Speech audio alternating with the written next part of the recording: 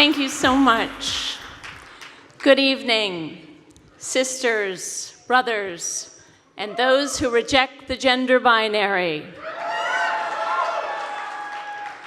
Thank you so much to Sharon Kleinbaum for that beautiful introduction. She is one of the strongest, surest moral voices our community has, and I am so proud to call her my ally, my friend, and my rabbi. Thanks so much to HRC for inviting me here tonight and honoring me with this Visibility Award.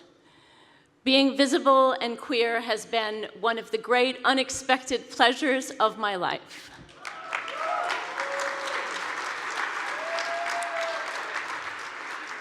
When I fell in love with my wife, Christine, back in 2004, I started getting questions from the press about who was this butch woman that people had been seeing me around town with. And it was a quandary that I had never had to face before as an up-to-that-point straight girl. And I thought, correctly, that this was going to turn out to be a big deal, and Christine and I were going to need some help navigating these uncharted waters, so I found a publicist who represented, among others, Ellen DeGeneres, and who was herself a lesbian. Her name is Kelly Bush.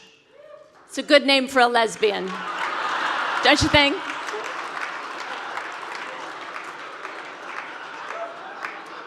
And Christine and I went in and we told her we'd been dating for a number of months and we were very much in love and that the press was asking about it, so what should we do? And Kelly was quiet for a few seconds, and then she looked me dead in the eye and she said, well, why don't we call them and confirm? I was stunned. It was as if someone told me that I could fly, or that there really was a Santa Claus, or that the complicated equation I had been puzzling over in my mind was really just if you add 2 plus 2, you get 4. Very few publicists at that time would have offered me that advice, but she did, and I will always be eternally grateful.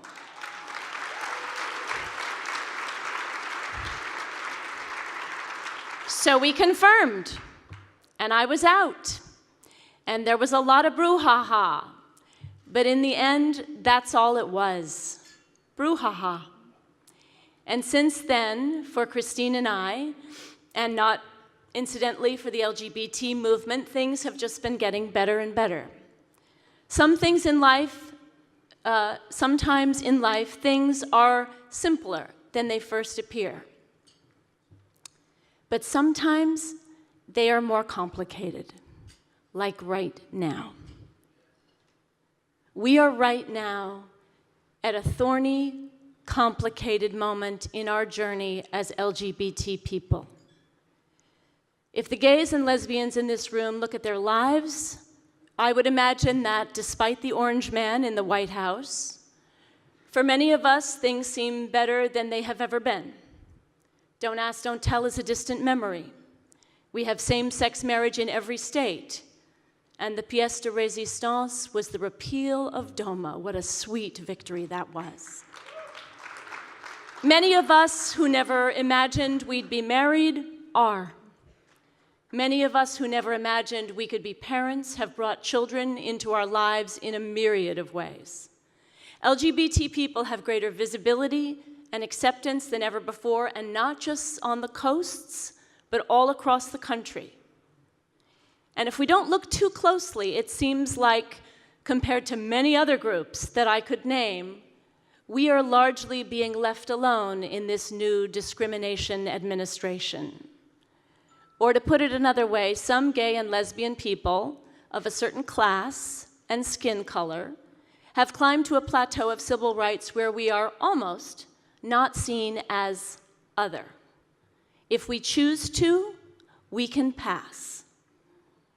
We can acknowledge the small matter of our homosexuality and still pass if we look a certain way and act a certain way and make enough money.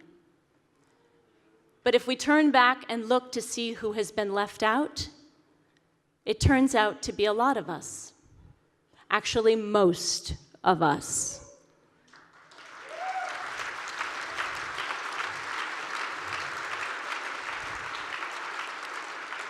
Queer people who are African American, or West Indian, or Latino, or Muslim, or undocumented, or trans. Because while some part of our community is enjoying our newfound and hard-won position of relative privilege, the other parts of our community are being targeted with a venom that takes my breath away.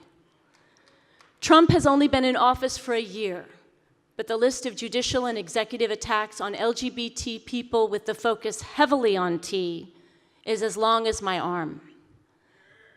We are witnessing a full frontal attack on the trans members of our community. The White House has gone after them deliberately because they are the most vulnerable of us. Donald Trump is trying to divide our community the way he divided and conquered our country, by slicing it up and setting it against itself. White against black, Christian against Muslim, native-born against immigrant. But if we are going to stop him in 2018 by taking back the House, and not incidentally some state houses, we have to be more than the anti-Trump party. We have to actually offer a different vision of how things could be.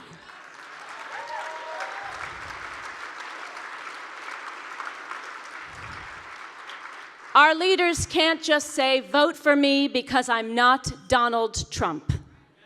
We need to give voters something to vote for. Because the fact of the matter is, Donald Trump didn't just come out of nowhere. He isn't the totality of the problem, he is just the capstone.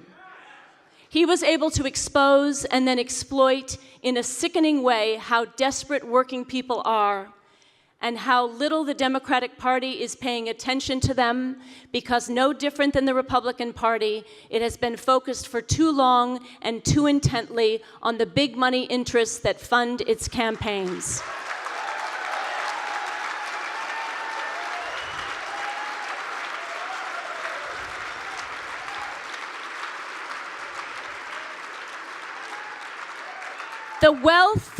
The wealth disparity in our country is greater than at any time since the 1920s.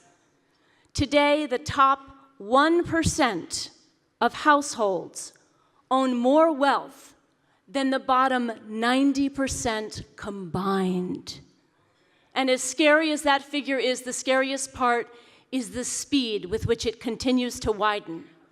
Ignoring this economic crisis is what got us Donald Trump in the first place. It can't just be business as usual anymore. So in 2018, we don't just need to elect more Democrats. We also need better Democrats.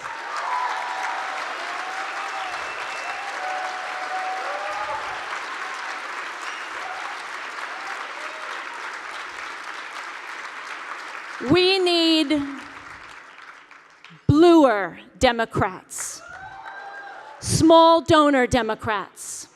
If we had bluer Democrats, there wouldn't be 75,000 trans dreamers whose lives will be in real danger if they get sent back to the birth countries they no longer even remember. If we had bluer Democrats, we would have passed gender here in New York State a long time ago. If we had bluer Democrats, New York wouldn't have the worst inequality in the country.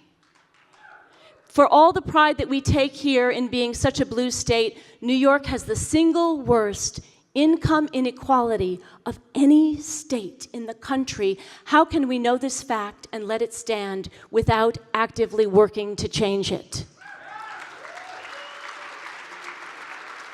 If we had bluer Democrats, we could take the windfall that Trump is giving to the richest New Yorkers and use it to correct the disparities in housing, health care, and education. We could invest in renewable energy. We could transform our criminal justice system. we could fix our broken subways.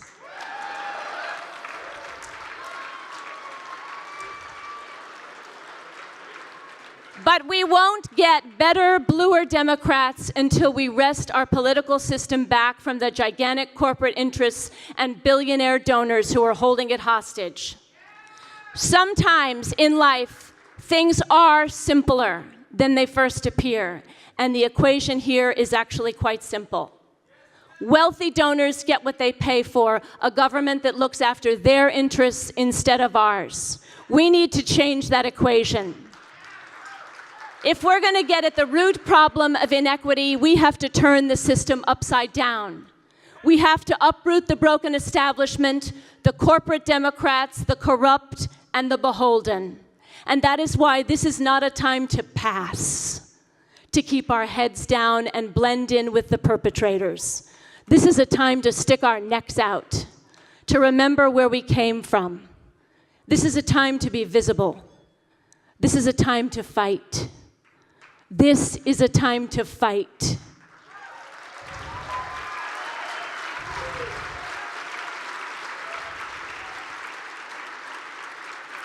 The relative safety and comfort that some of us enjoy is a mirage that will evaporate if we don't take action. In 2018, each of us has to do whatever we can to take our government back. If we want change, we have to do what we have always done. We have to go out ourselves and seize it. Thank you.